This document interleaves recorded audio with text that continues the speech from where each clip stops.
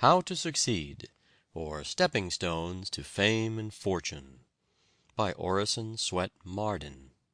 Chapter 12. Thoroughness. Doing well depends upon doing completely. Persian proverb. He who does well will always have patrons enough. Plautus. If a man can write a better book, preach a better sermon, or make a better mousetrap than his neighbor, though he build his house in the woods, the world will make a beaten path to his door. Emerson. I hate a thing done by halves. If it be right, do it boldly. If it be wrong, leave it undone. Gilpin. No two things differ more than hurry and dispatch. Hurry is the mark of a weak mind, dispatch of a strong one. Like a turnstile, he, the weak man, is in everybody's way, but stops nobody. He talks a great deal, but says very little, looks into everything, but sees nothing, and has 100 irons in the fire, but very few of them are hot, and with those few that are, he only burns his fingers. Colton. "Make me as good a hammer as you know how," said a carpenter to the blacksmith in a New York village before the first railroad was built. "6 of us have come to work on the new church, and I've left mine at home." "As good a one as I know how?" asked David Maydole doubtfully. "But perhaps you don't want to pay for as good a one as I know how to make." "Yes, I do," said the carpenter. "I want a good hammer." It was indeed a good hammer that he received, the best, probably, that had ever been made. By means of a longer hole than usual, David had wedged the handle in its place, so that the head could not fly off, a wonderful improvement in the eyes of the carpenter, who boasted of his prize to his companions. They all came to the shop next day, and each ordered just such a hammer. When the contractor saw the tools, he ordered 2 for himself, asking that they be made a little better than those for his men. "I can't make any better ones," said Maydole. "When I make a thing, I make it as well as I can, no matter whom it is for."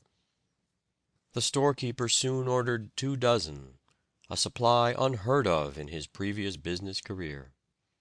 A New York dealer in tools came to the village to sell his wares, and bought all the storekeeper had, and left a standing order for all the blacksmith could make. David might have grown very wealthy by making goods of the standard already attained, but throughout his long and successful life he never ceased to study still further to perfect his hammers in the minutest detail. They were usually sold without any warrant of excellence, the word Maydole stamped on the head being universally considered a guarantee of the best article the world could produce. Character is power, and is the best advertisement in the world.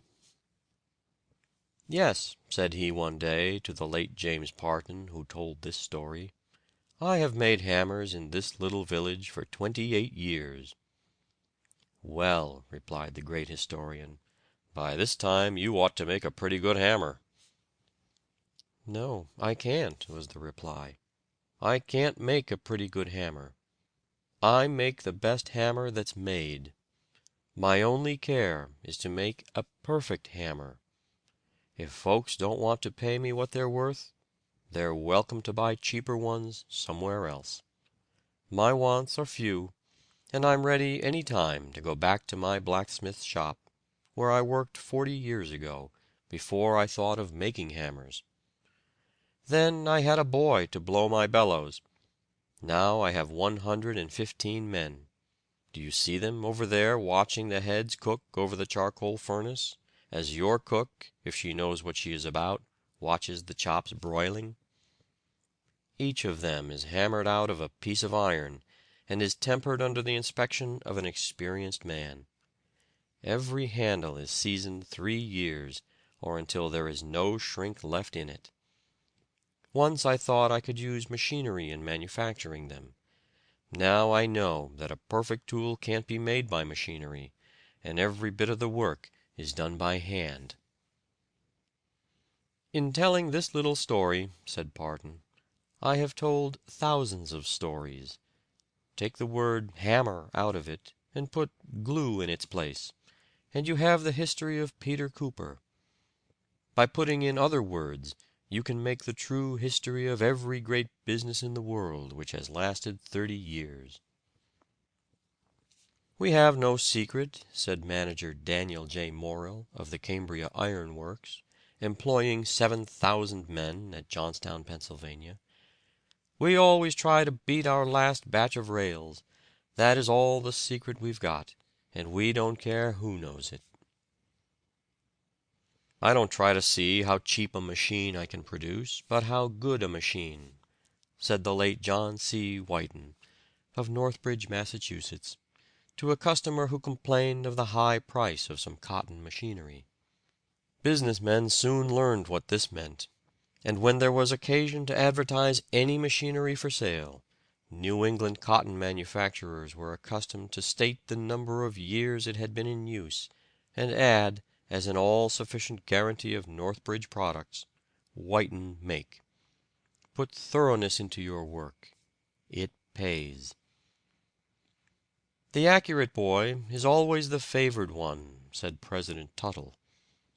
"If a carpenter must stand at his journeyman's elbow to be sure his work is right, or if a cashier must run over his bookkeeper's columns, he might as well do the work himself as employ another to do it in that way."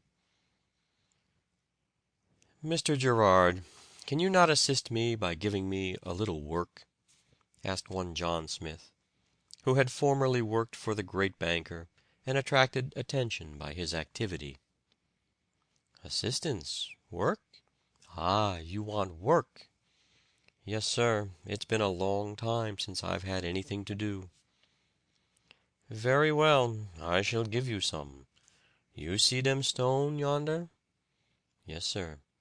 "Very well, you shall fetch and put them in this place, you see?" "Yes, sir. And when you're done, come to me at my bank."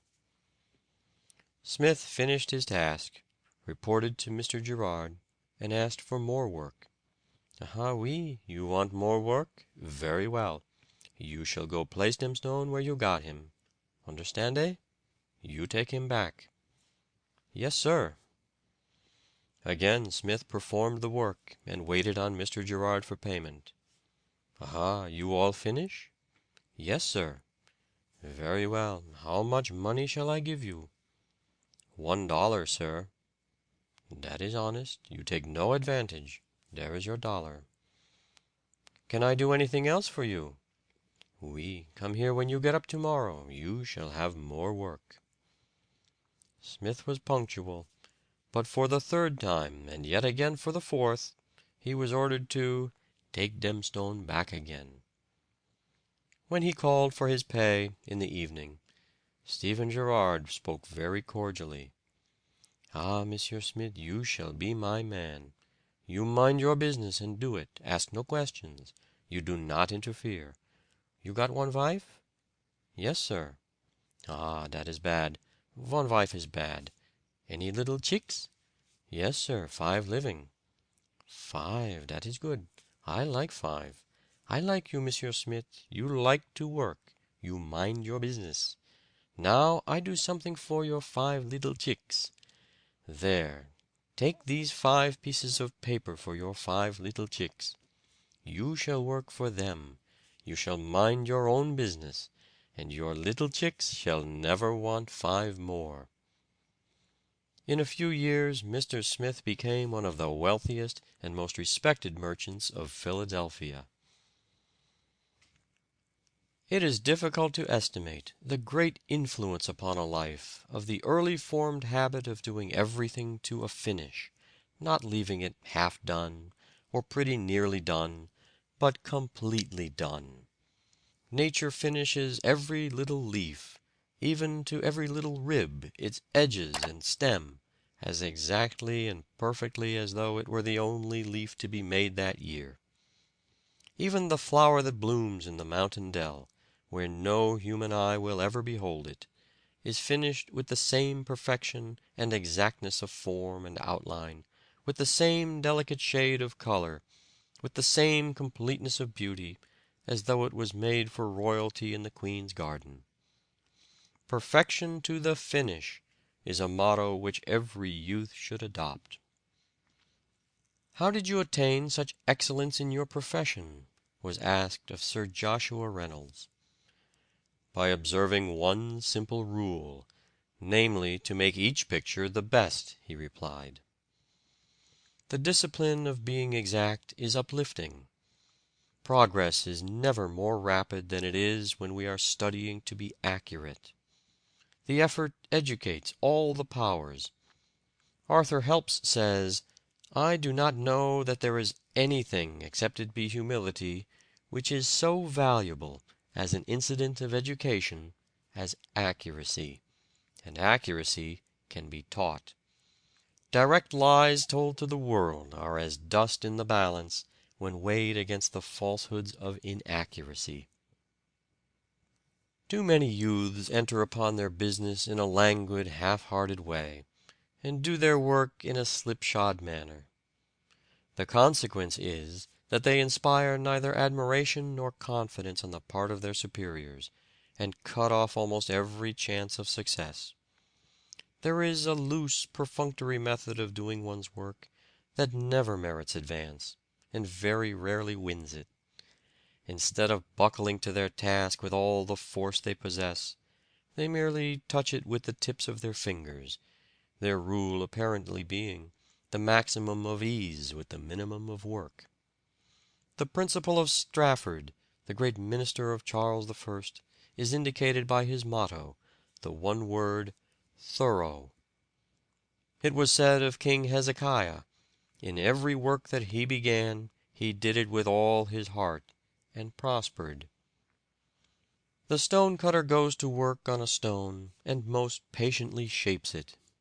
He carves that bit of fern, putting all his skill and taste into it. And by the master says, "Well done," and takes it away, and gives him another block, and tells him to work on that. And so he works on that from the rising of the sun till the going down of the same, and he only knows that he is earning his bread. And he continues to put all his skill and taste into his work. He has no idea what use will be made of these few stones which he has been carving, until afterward, when one day, walking along the street, and looking up at the front of the art gallery, he sees the stones upon which he has worked. He did not know what they were for, but the architect did. And as he stands looking at his work on that structure, which is the beauty of the whole street, he says, "I am glad I did it well." And every day as he passes that way, he says to himself exultingly, "I did it well." He did not draw the design, nor plan the building, and he knew nothing of what use was to be made of his work. But he took pains in cutting those stems, and when he saw that they were part of that magnificent structure, his soul rejoiced. Work that is not finished is not work at all, it is merely a botch. We often see this defect of incompleteness in a child, which increases in youth. All about the house, everywhere, there are half-finished things. It is true that children often become tired of things which they begin with enthusiasm. But there is a great difference in children about finishing what they undertake. A boy, for instance, will start out in the morning with great enthusiasm to dig his garden over. But after a few minutes his enthusiasm has evaporated, and he wants to go fishing. He soon becomes tired of this, and thinks he will make a boat.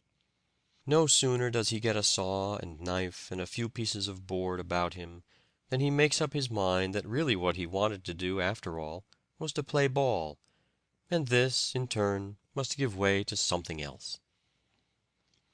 One watch, set right, will do to set many by. But, on the other hand, one that goes wrong may be the means of misleading a whole neighborhood. The same may be said of the example we individually set to those around us. "Whatever I have tried to do in life," said Dickens, "I have tried with all my heart to do well. What I have devoted myself to, I have devoted myself to completely." It is no disgrace to be a shoemaker, but it is a disgrace for a shoemaker to make bad shoes.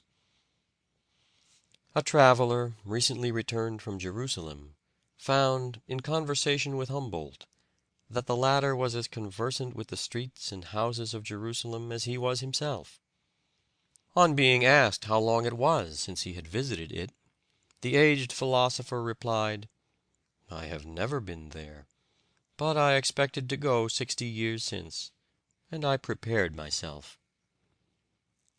So noted for excellency was everything bearing the brand of George Washington, that a barrel of flour marked "George Washington, Mount Vernon," was exempted from the customary inspection in the West India ports.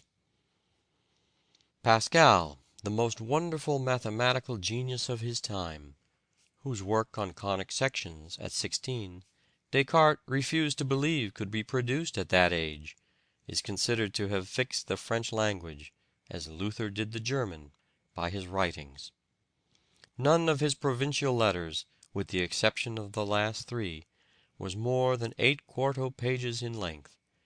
Yet he devoted 20 days to the writing of a single letter, and one of them was written no less than 13 times. The night the Tasmania was wrecked, the captain had given the course north by west, 67 degrees. He had taken account of eddies and currents.